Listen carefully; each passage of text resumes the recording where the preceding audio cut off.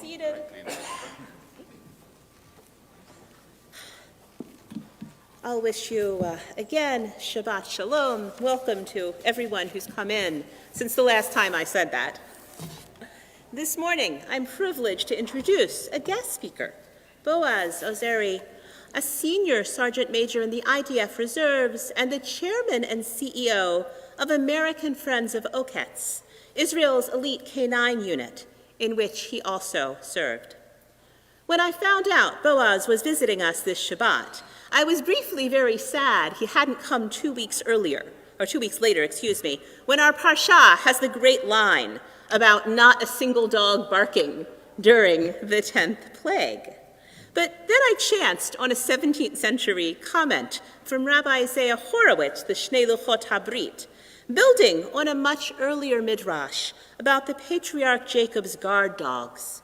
Rabbi Horowitz explains that Jacob's flocks were really the Jewish people, and his dogs, the angels, that guarded the Jewish people from evil throughout their time in Egypt and whenever they went into exile. It's wonderful to imagine that actually the dogs, or maybe the angels, were there all along, and to know that we still have dogs protecting the Jewish people in the state of Israel today. Please join me in welcoming Boaz Ozery.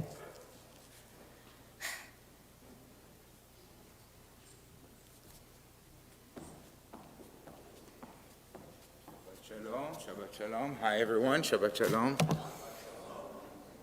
Thank you. I didn't know all that background of a story about the angels and the dogs, and I think it's a perfect match to describe what Oketz is also for us, and as soldiers and as people and as our dog lovers, I'm sure that you're all going to understand how dogs are angels.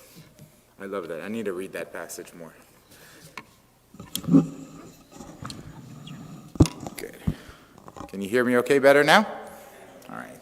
So thank you for this warm introduction. Boaz Ozery, we are happy to be here. My wife is here in the back somewhere doing a seminar, and my 3 kids are in the back there listening and behaving, so thank you. We got here about 5 years ago from Israel. We moved here from the center of Israel. That's where I grew up, in a moshav called Kfarut. All our kids were born there. And we had an opportunity to come here and to work and to advocate for Israel and to lead nonprofit organizations that were focused on Israel and our educational system and our youth and our young peers, and just trying to make Israel a little bit better, little by little. And we've done that, and we both are doing this in the last couple of years, and we're very happy to play our role with the communities here, and seeing the bond that is happening between the two is just remarkable to be a witness. Ever since October 7th, our life have changed so many ways, and it hit us, and each one of us individually. And I know we all did something in a part, and part of the story that I'll share about the unit is also intertwined into October 7th. But before we do that, just a little bit of a background. I served in the unit back in 1998, so I'm 44 years old now. Look younger, right? Yeah, but time flies. 44 years old. I served in Oketz 1998 about till 2001. I stayed a little extra and did an extra service, and then went back to the unit and back and forth, but still been doing reserves for the past 20 years. So very much deep relationship has been in my life with Oketz, and it's a family of not just friends and peers that we are with, but also our companion dogs that are escorting us and being with us. So it's a family of women, men, and dogs. How beautiful is that? Doesn't get any better than that. So Okits in hindsight, or just a little bit, what do we do in our unit? Okits is a very elite unit. We are soldiers that are very high qualified soldiers that are equipped with a very powerful add-on tool, which is a dog, which isn't just like any weapon or any something that is mechanical that you need to operate. This is something that needs a lot of relationship built into it. So what we are looking into when we are looking and searching for an Okits soldier is someone who could be not just an operator soldier, who could be a very high performing combat soldier, a warrior, but also that will have the essence of how to deal with a dog, have the companion, have the friendship, knows how to navigate between the two, and it's a very skilled, very precise kind of a person that we're looking for. Once we do join the unit, we are doing mostly, I would type it in 3 types of actions with our dogs. Either our dogs are able to do attack and counter-terrorism attacks, so they would eliminate the threat of us coming into a dangerous situation. The other one is sniff detection for either bombs or weapons or any sorts of that area. So our dogs are able to search very wide spaces and just detect where our hidden explosives could be, and that way we save lives. And there's another team that is doing search and rescue, but more than just search and rescue, we also help and detect body remains or anything that after the fact of something that happened, we need to find something. Trying to be PG content here. But that's basically what we do. So we train them. The training is very long and intense. We first train the soldiers, and that takes over a year, about a year and 2 months or so. And then during that, we also train the dogs, and the dogs are trained also. It takes about a couple good months, up to a year, to train a dog. And once the dog and the trainer and the handler are working together, they work together till the dog is about 7 to 8 years old, and then he retires. So if you are sharp and can do the math, most of the soldiers serve about 3 years, and dogs serves about 8, so that means that dogs are usually having the opportunity to serve with 2 soldiers during that time frame, which is helpful because it speeds up the process. Once we do have a working dog, we can work very faster.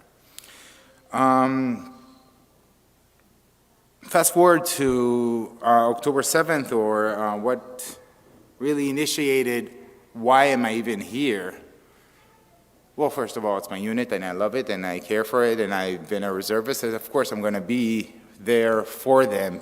But October 7th hit us very hard, and it hit me, of course. I had lost friends and family members and people that were very close to me. And Okits, as being a part of the family, also were in need. I'm still a reservist, but I can't go, or I'm not an active reservist now, and I do not physically fit to do any war-related issues at the moment, but I had to do something. And one of the things I've done, among others, is I called my friends in the unit and I said, listen, I'm here and that's my duty. Instead of grabbing a gun, I'll grab a mic. I could speak out, I can tell the story, I can tell about our unit and about the wonderful things that we do, and about what we need to do further for our friends and our family and our dogs.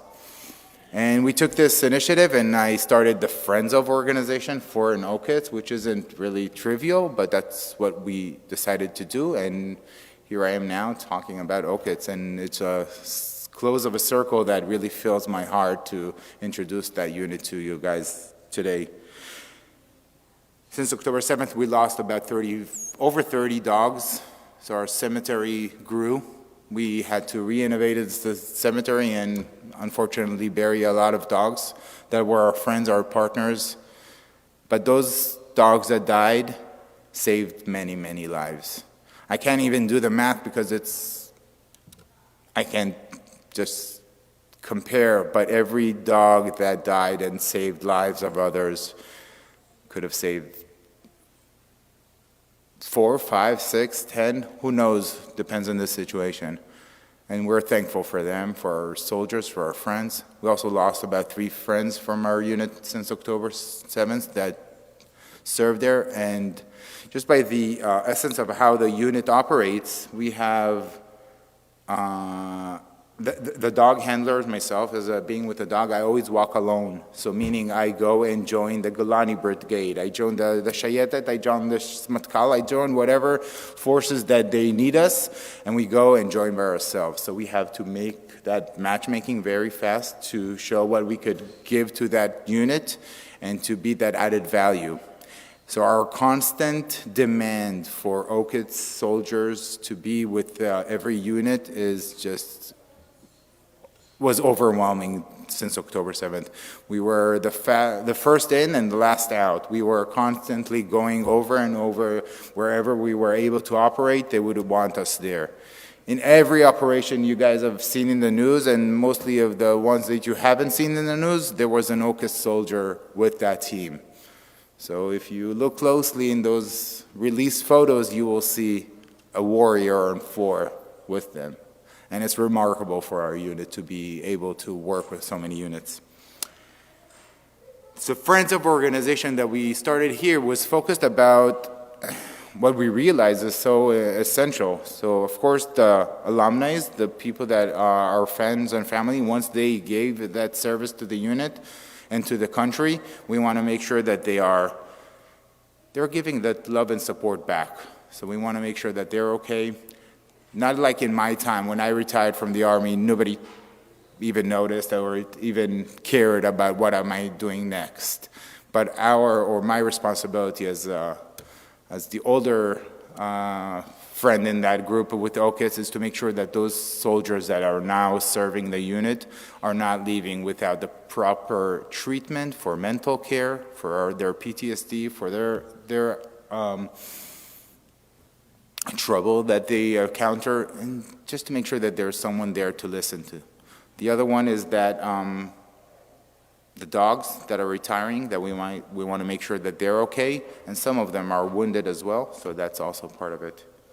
So I'll just bring it home and just call it back to try to capture that unique feeling of having that companion in a battlefield is something very unique and very special. Myself, I felt that back in Lebanon. Having a dog next to you when it's cold, it's wonderful. Having a dog next to you in a cuddle in the wherever you are is the best feeling in the world.